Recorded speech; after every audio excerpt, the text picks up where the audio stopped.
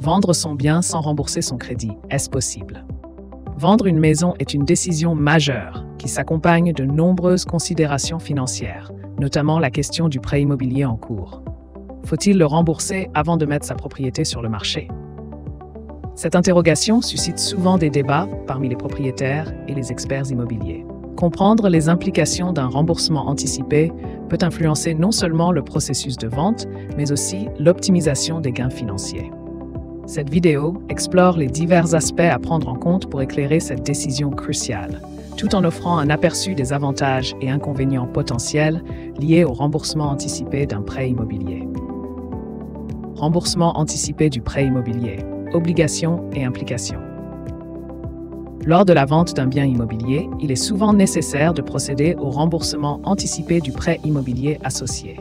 En général, le produit de la vente est utilisé pour solder le capital restant dû auprès de la banque. Cependant, si le montant obtenu ne couvre pas la totalité du solde du prêt, le vendeur est tenu de régler la différence de sa propre poche. Cette situation peut devenir problématique en cas de baisse de la valeur du bien ou de conditions de marché défavorables.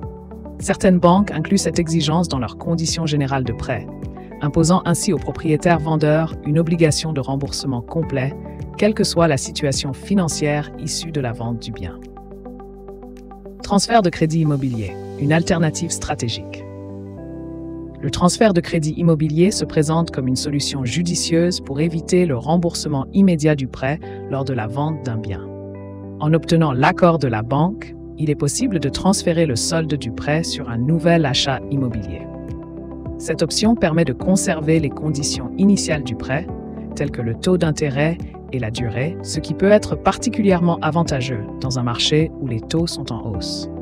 Pour maximiser cette opportunité, il est conseillé de négocier avec sa banque afin d'explorer toutes les solutions possibles et s'assurer que cette stratégie s'aligne avec ses objectifs financiers à long terme. Indemnité de remboursement anticipé et exceptions possibles. Le remboursement anticipé d'un prêt immobilier peut entraîner des frais, souvent appelés indemnité de remboursement anticipé, IRA, généralement fixés à 3% du capital restant dû. Ces frais peuvent alourdir le coût total de l'opération, mais certaines situations permettent d'y échapper. En cas de vente contrainte due à un déménagement professionnel ou d'autres circonstances exceptionnelles, les banques peuvent renoncer à ces pénalités. Pour minimiser l'impact financier lors de la vente d'un bien, il est recommandé de discuter avec sa banque pour explorer toutes les options disponibles et envisager une négociation des conditions de remboursement anticipé.